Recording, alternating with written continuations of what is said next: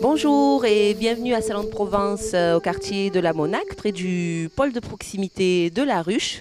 Nous sommes aujourd'hui en direct du village Espace dans ma ville. Alors vous vous demandez peut-être de quoi il s'agit. Bien, tout au long de la semaine, les habitants du quartier de la Monac et les autres salonnés ont pu voir qu'il y avait tout un village installé avec des activités pour les enfants autour de thématiques autour de l'espace. Alors cette action a été mise en place par la ville en partenariat avec Planète Science, le CNES, le centre d'animation du Vieux Moulin, le centre social Mosaïque aussi. J'en oublie certainement, mais on aura l'occasion de voir du monde tout au long de la journée au cours de nos plateaux télé. Et pour débuter donc cette journée en direct d'Espace dans ma ville, j'ai l'honneur d'accueillir sur le plateau ma première invitée, Rachida Anfoussi. Bonjour. Bonjour. Ça va Rachida? Oui, ça va. Alors Rachida, ça fait une semaine que vous êtes donc à la Monac pour Espace dans ma ville. Rachida, vous êtes coordinatrice du projet Espace dans ma ville. Oui. Mais vous travaillez par ailleurs pour l'association Planète Science. Voilà. Alors, est-ce que vous pouvez nous en dire un petit peu plus sur Planète Science? Qu'est-ce que c'est? Quel est le but en fait de cette association et quel est votre rôle au sein de cette association?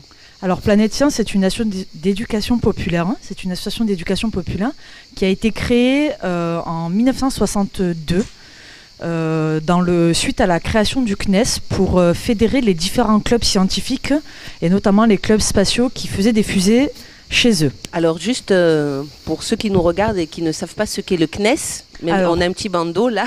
Le CNES, c'est le Centre national d'études spatiales. C'est l'équivalent de la NASA pour la France. Ah oui. Donc le CNES a 52 ans et Planète Science a 51 ans. Donc suite à la création de Planète Science il y a 51 ans, plusieurs associations régionales se sont créées et Planète Science Méditerranée pour la région PACA dans laquelle je travaille. D'accord, donc comment est-ce que vous fonctionnez exactement? Quel public est-ce que vous touchez? Qui est-ce qui peut solliciter Planète Science? Expliquez-nous un petit peu. Alors, Planète Science a pour vocation de promouvoir les sciences et de permettre de développer chez les jeunes et les moins jeunes l'esprit critique et pour s'approprier toutes les informations qu'on reçoit au quotidien et se faire sa propre opinion.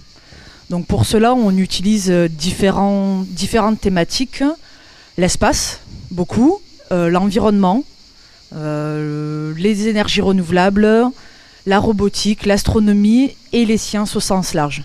D'accord, donc c'est pas uniquement l'espace, on est d'accord. Planète Science, ça touche vraiment... Ça touche à toutes les sciences. Alors, donc du coup, le public principal, c'est les enfants et leurs familles. Et on intervient beaucoup dans les centres de loisirs, les accueils collectifs de mineurs, les écoles, donc de la maternelle jusqu'au lycée, voire plus. Et dans le cadre de manifestations comme Espace dans ma ville, où on fait des manifestations grand public. D'accord. Et qu'est-ce que vous ressentez, vous qui êtes sur le terrain, par rapport justement à toutes ces interventions, à ces activités? Comment est-ce que c'est reçu par le public? Il y a toujours un engouement pour les sciences, malgré... ce qu'on a comme premier abord où les sciences font peur. Il y a vraiment un engouement pour les sciences. Une fois qu'on a montré que les sciences peuvent être ludiques et que c'est pas faire des formules de mathématiques. Et même en faisant des formules de mathématiques, on peut s'amuser. Oui, c'est vrai. Et donc cet aspect ludique-là qui permet quelque part de vulgariser aussi un petit peu, parce que quand on commence à parler de science, c'est vrai... on peut parfois commencer à parler un jargon que personne ne comprend. Donc est-ce que un de vos buts aussi c'est ça, c'est vraiment de vulgariser tout le jargon, on va dire, scientifique? Oui, alors oui, on vulgarise le langage scientifique, mais pas au point d'exclure de notre vocabulaire le langage technique. Donc pour diffuser le langage technique pour les moteurs, c'est un moteur Vulcain pour la fusée Ariane, on va utiliser le terme technique. Après, on l'explique, mais on n'exclut pas non plus le vocabulaire technique. Au contraire, ça permet de l'approprier que les jeunes et les adultes s'approprient ce langage et ça fasse partie après de leur futur langage. Mais on n'est pas là pour mettre les scientifiques d'un côté avec leur langage et le grand public de l'autre côté. L'objectif, c'est que vraiment le grand public s'approprie aussi ce langage technique. D'accord. Et donc aujourd'hui, on peut voir là derrière nous, donc il y a toute ton équipe qui est présente, motivée, dynamique. Vous êtes combien? Alors, sur cette semaine, on est 7. Il y a 6 animateurs et moi-même qui coordonne. Donc les 6 animateurs viennent du réseau de Planète Science, puisqu'on est un réseau. Et du coup, on a quelqu'un qui vient d'Île-de-France, quelqu'un qui vient de Rhône-Alpes, et une jeune animatrice bénévole qui vient de la région Languedoc-Roussillon, et 2 animateurs et moi-même qui venons de la région PACA. D'accord, donc on voit que vous avez bien pris vos marques, vous êtes bien installés. On a pris possession du quartier de la Monac et pour ça, je remercie les habitants et le centre du Vieux Moulin, le centre d'animation du Vieux Moulin qui nous a bien ouvert ses portes. Oui. Donc l'objectif de la semaine, c'est, comme je disais, c'est vulgariser les activités scientifiques. Et du coup, on a plusieurs activités sur cette semaine-là. On a eu de la robotique. Les jeunes ont découvert les robots martiens comme Curiosity. Et ils ont fait des fusées à eau, des fusées à poudre, qui existaient comme la fusée Ariane ou pas. Des rallyes GPS pour utiliser les satellites pour découvrir le quartier. Un planétarium pour découvrir les étoiles. On a pu voir effectivement à l'intérieur de la ruche. Une structure gonflable à l'intérieur de la médiathèque, de l'espace de la médiathèque. Qu'est-ce qui se passe dans cette... Dans cette médiathèque ? Oui. Alors dans cette médiathèque, l'objectif c'est de mettre à disposition aussi bien des livres techniques que des livres d'enfants, des mangas, des BD, des jeux, pour faire un lieu de détente et un lieu convivial pour découvrir la culture spatiale. Donc il y a une exposition, il y a une maquette de la fusée Ariane, il y a des poufs, il y a des petites tables, il y a des décoloriages. Et c'est pour les grands, pour les petits. D'accord. Je voulais qu'on parle plus en détail, si tu veux bien Rachida, justement du contenu des ateliers. Là, tu viens d'énoncer un petit peu ce que les enfants ont pu trouver sur les ateliers. Par exemple, l'atelier fusée à eau. Alors l'atelier fusée à eau, l'objectif c'est déjà de leur expliquer le principe d'action-réaction. Donc comment va décoller une fusée ? Donc on leur fait faire un petit défi, ils ont une corde tendue et ils doivent faire monter un petit personnage en haut de la montagne. Donc on leur donne une paille, un ballon, une ficelle, des ciseaux, du scotch.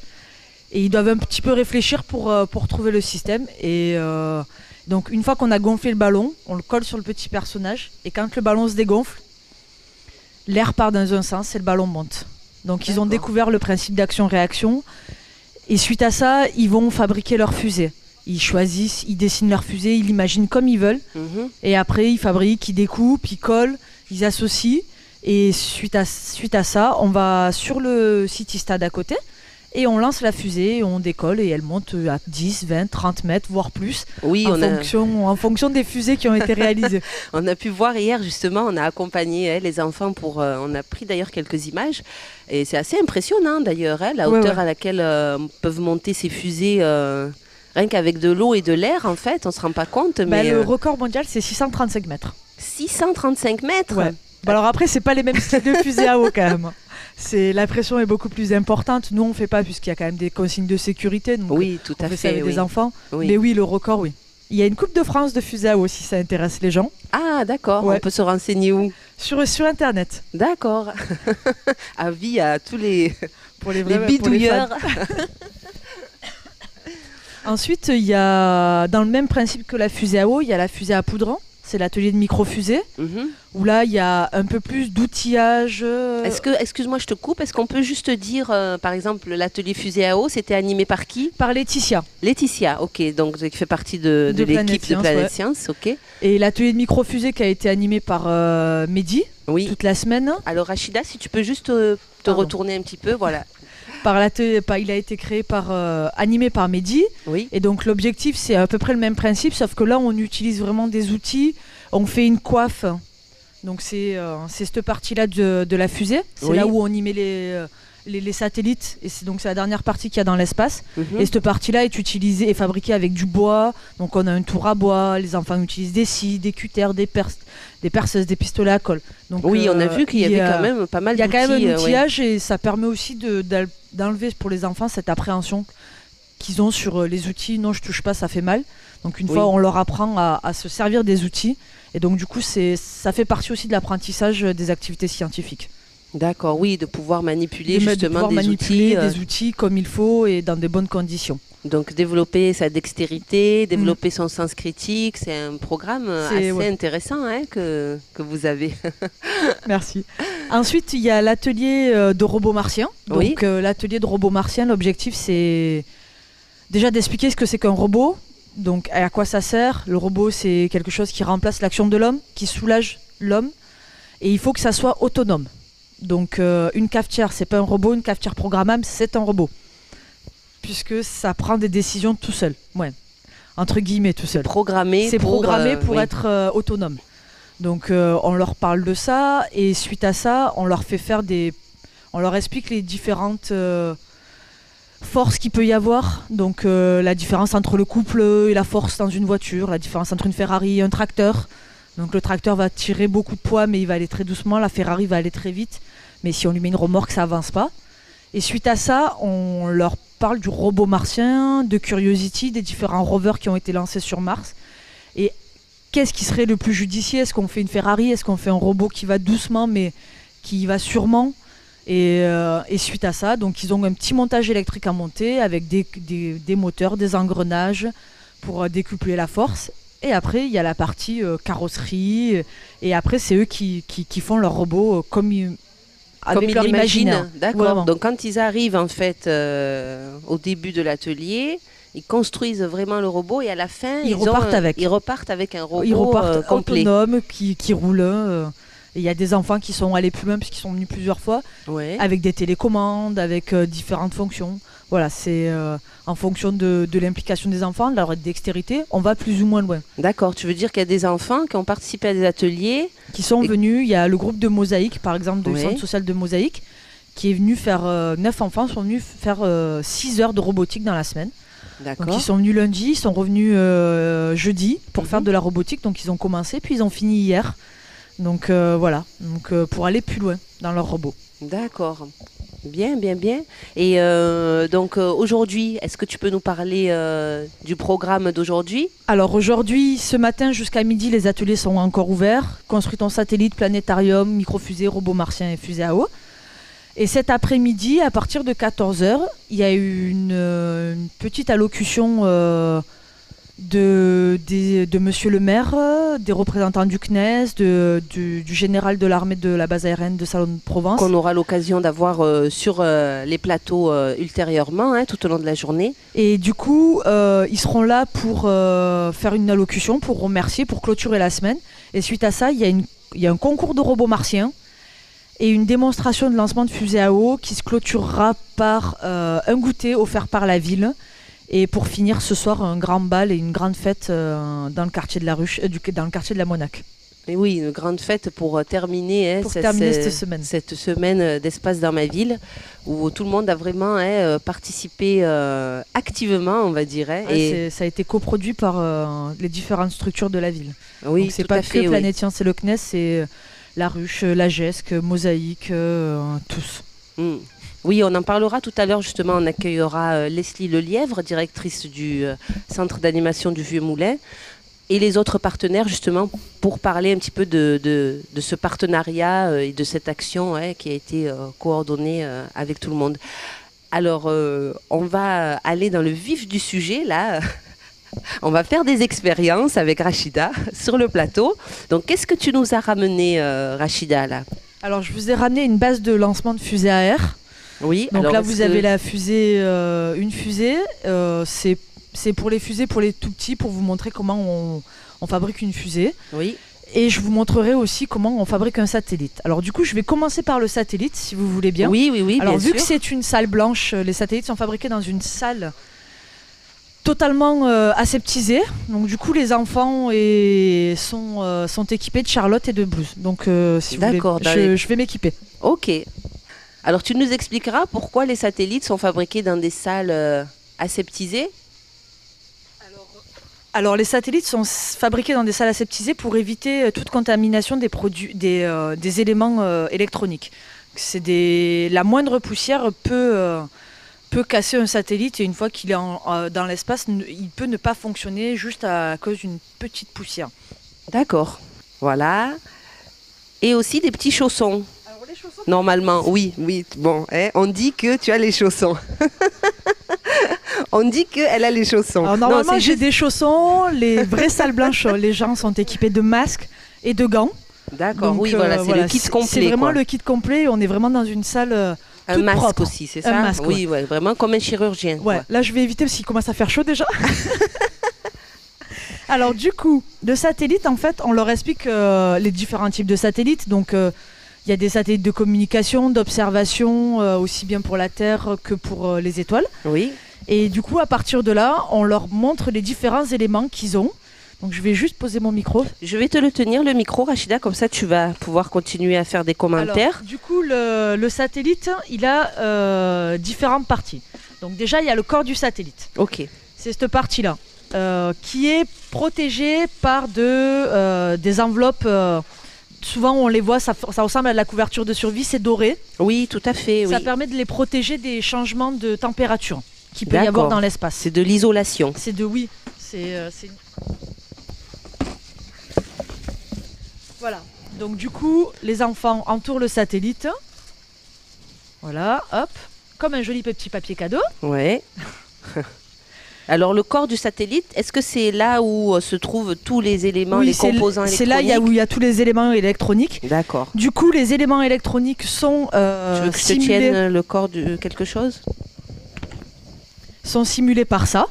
Donc c'est des petits éléments qui permettent de simuler les différents composants électroniques.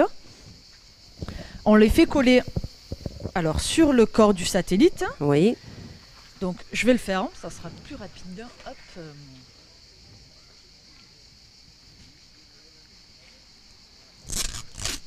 Donc là, on...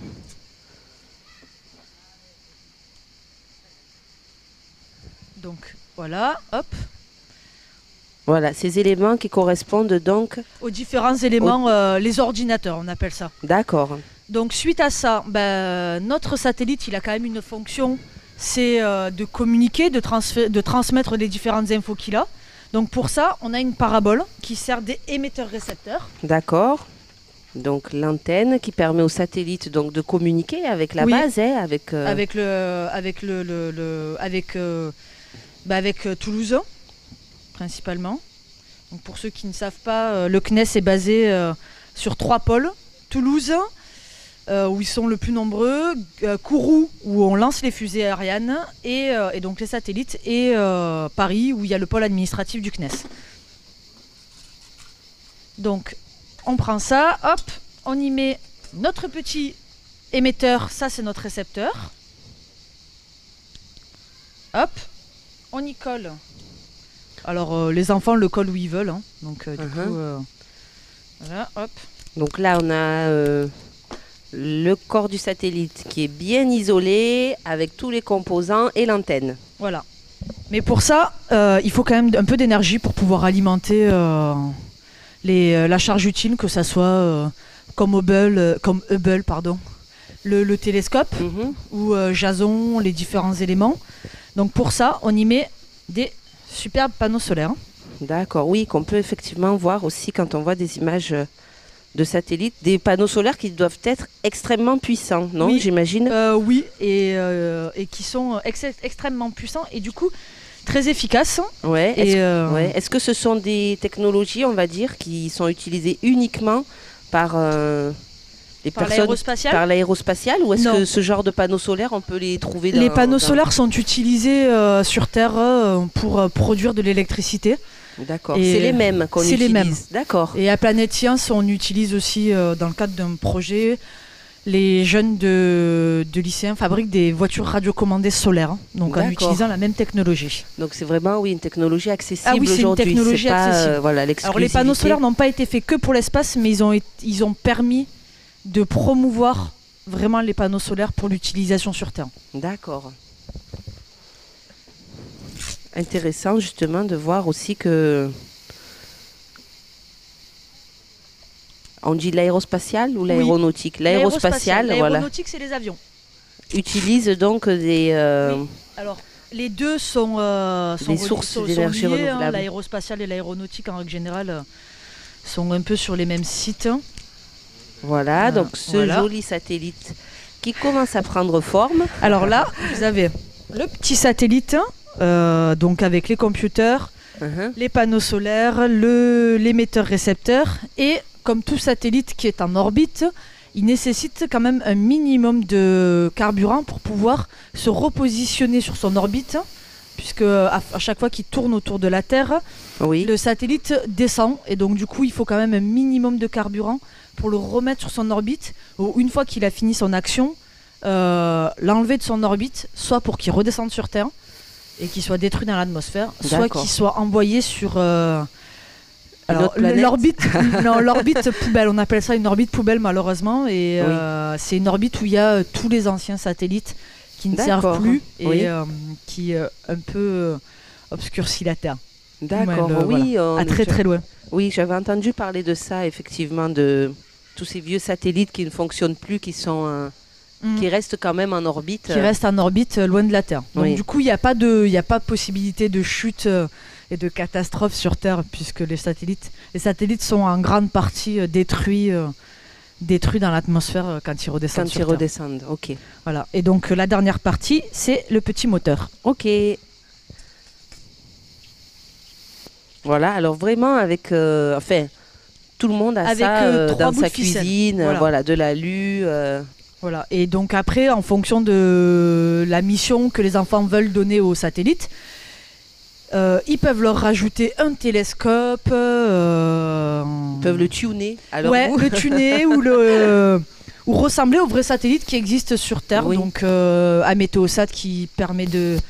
Alors les principaux satellites français, il y a Corot, Spot, Jason, Météosat. Météosat, c'est pour la météo. Spot, c'est pour l'observation de la Terre. Corot, c'est pour les étoiles. Et Jason, c'est pour l'observation des océans. D'accord. Donc ça, c'est les principaux satellites français. D'accord. Donc en général, ils servent à ça, les satellites. C'est vraiment pour aller recueillir des données, pour aider les scientifiques à c'est aller vraiment, plus loin. C'est connaître au mieux la Terre et donc prévoir les cyclones, les tempêtes, le phénomène El Niño dont tout le monde parle sur les courants d'air chaud, qui a des influences sur le climat.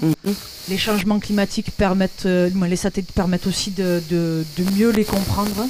Donc voilà, c'est vraiment une application qu'on a au quotidien. On a tous des smartphones où on regarde notre météo tout à fait, en direct pour savoir comment on va s'habiller le matin. Ça, c'est grâce aux satellites. À ces satellites-là. Voilà. Donc ça, c'est pour le satellite. Et maintenant, je vais vous montrer comment on fabrique une fusée à air. Ok, on va le poser là pour que tout le monde puisse bien voir. Alors la fusée à air, l'objectif c'est que, déjà leur expliquer le principe de la fusée. Donc on a un corps. Donc là on prend une paille, c'est vraiment pour les tout petits, pour leur montrer le principe. Oui. On a une paille qu'on coupe. Alors l'objectif c'est de la mettre sous pression, donc on va y rajouter de l'air en pression. Donc du coup il faut bien comprendre qu'il faut qu'elle soit bouchée. D'accord. Donc un petit bout de scotch. Le scotch on replie en fait le scotch est mon meilleur ami, dit Rachida. L'outil magique qui sert à tout. Voilà, donc on bouche en fait. C'est ça, on bouche la fusée. Une des sorties là de la paille. Alors on le bouche bien de façon à ce que ça soit vraiment vraiment hermétique. Bien étanche pour pas qu'il y ait de perte d'air, pour que l'air reste bien à l'intérieur. Donc ça c'est le corps de notre fusée. Donc après on prend un petit chapeau pointu en papier. Oui. Donc une feuille de papier. Une feuille de papier de couleur, c'est sympa parce que du coup là ça sera blanc, mais pour leur montrer qu'on peut faire des petites fusées rigolotes et de couleur. Hop, on fait un petit chapeau pointu. Voilà. On fait un petit coucou aux enfants là qui nous regardent. Bonjour. Voilà. Bon, du coup. Alors, alors est-ce que ça, donc, ils vont pouvoir le faire avec qui au niveau des Alors, ateliers? avec Laetitia, avec Laetitia. Nordine, Mehdi, avec Ouais. tous les animateurs. Du coup, tous les animateurs sont compétents sur tous les ateliers.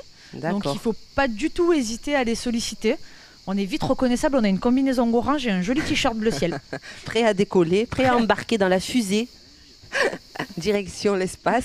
Direction Alors, de l'espace. Là, donc, tu as fait un petit petit cône, on va dire, hein, avec donc ton bout de papier et que tu insères donc du côté où tu as fermé, Applié, ouais. voilà, hermétiquement Alors, du coup, la paille. Bon.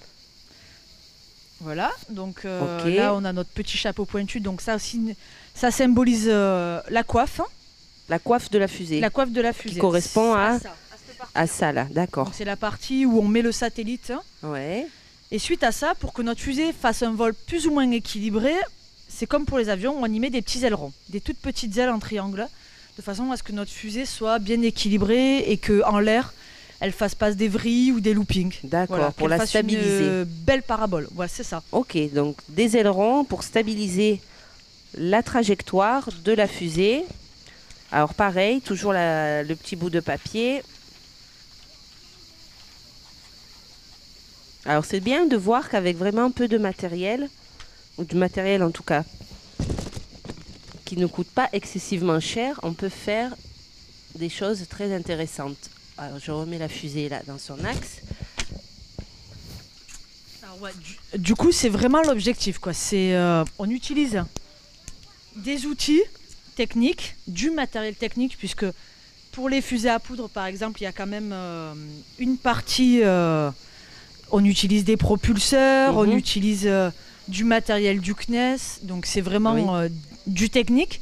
Mais on peut aussi utiliser pas grand-chose pour faire des fusées. Pour les robots, on utilise une partie technique, mais la carrosserie peut être faite par les enfants, avec des bouteilles, des systèmes de récupération. On les sensibilise aussi à la réutilisation des objets du quotidien. Oui. Donc il y a une partie recyclage et réutilisation. D'accord. Ah, un petit habitant là qui vient sur le plateau. Hop.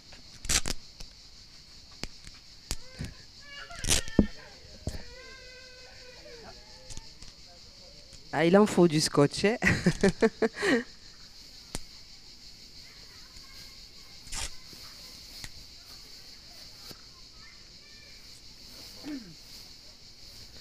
Voilà, alors là, ce sont les ailerons que Rachida est en train de placer sur la fusée.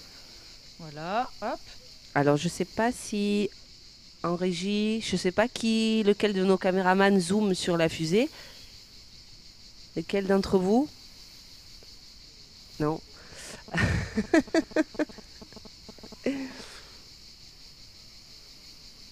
Voilà. Est-ce qu'on peut juste la tenir un petit peu, Rachida, pour leur permettre de zoomer? Voilà. Est-ce qu'on peut... Ouais. Ouais. Je pense que là, c'est bon. Donc les ailerons, le corps de la fusée, qui s'appelle le fuselage, et la coiffe ou l'ogive en fonction de l'objectif. Si c'est militaire, on parle plus d'ogive, et si c'est civil, fusée comme Ariane, on parle plus de coiffe. Ah, d'accord. Voilà. Et du coup, après, on met notre fusée sur notre jolie rampe de lancement. Hop, voilà. Voilà, alors par contre, voilà, pour le lancement, comme nous sommes sous un barnum, On va juste un petit peu se décaler. on va se décaler un petit peu. Alors, est-ce que c'est bon pour vous en régie? Alors, Voilà. comme pour toute fusée, il y a un décompte. On part de 10 à 0. Donc là, on va juste partir de 5. Ça sera plus rapide. 5, 4, 3, 2, 2, 1. Alors, normalement, hop. Ça veut dire Et quoi? ça veut dire qu'on peut lancer, qu'on est tout en sécurité. D'accord, ok. Donc C'est parti? bon, c'est parti. Et voilà, La fusée à air est partie. la fusée à air a décollé. Bon, ben super. Elle est allée haut quand même, hein? Oui, quoi, puisque 5-6 mètres. oui, facile. Ouais. Hein? Ouais. Donc, super. et ça, c'est des fusées qu'on peut faire. Alors, pour ceux qui vous souhaiteraient le faire à leur maison, nous, on fait ça aussi avec une petite seringue qu'on achète en pharmacie. Oui, ouais. Toujours pareil, hein, des matériaux qu'on trouve très facilement. Et du coup, c'est parti. Répète, Rachida. Ah, voilà. Voilà, Nico, tu l'as échappé belle. Ben, merci, Rachida. De rien. Merci. Je vais récupérer ma chaise. Oui. Hop, on va laisser ça là. Voilà, donc voilà, hein, qu'est-ce qu'on peut dire aux salonnés? De venir tester par eux-mêmes tout au long de la journée, les ateliers, venir rendre visite, discuter un peu avec l'équipe de Planète Science. J'invite vraiment les salonnés et les jeunes qui ont fabriqué des fusées, qui ont fabriqué des objets toute la semaine, ou même ceux qui n'en ont pas fabriqué, à venir, surtout ceux qui ne connaissent pas la culture spatiale, même ceux qui connaissent, pour leur montrer ce qui a été fait pour les enfants. Et c'est vraiment, ça va vraiment être un moment très festif cet après-midi. Il y aura de la musique, il y aura un concours de robots qui sera fait juste derrière. Avec donc impatience, vraiment, le concours de robots. c'est vraiment, venez voir. Je pense que ça vaut le détour. Et du coup, les enfants seront contents puisque ça permettra de valoriser ce qui aura été fait dans la semaine. Et ceux qui ont envie de discuter avec des ingénieurs de l'aérospatiale, il y aura de quoi, aussi bien l'armée que le CNES sera présent pour discuter, ou le CNRS sera aussi présent pour discuter de choses un peu plus pointues pour les vrais passionnés du spatial. Voilà, comme tu disais d'ailleurs au tout début, ça ne concerne pas que les enfants. Non. Il y a des ateliers ludiques effectivement pour les enfants, mais c'est intéressant aussi pour les adultes. Et comme tu disais, tout au long de la journée, on va accueillir des professionnels, notamment les personnes qui ont participé à la mise en place de Espace dans ma ville. Et comme tu disais, des gens du CNES, des gens de l'armée, du CNRS, qui viendront nous en dire un petit peu plus sur cette démarche-là. Eh bien, Rachida, je te remercie beaucoup. C'est moi. Et puis, on se retrouve tout à l'heure donc avec d'autres invités. On est toujours donc à la Monac pour Espace dans ma ville. À tout à l'heure sur O2 Zone TV.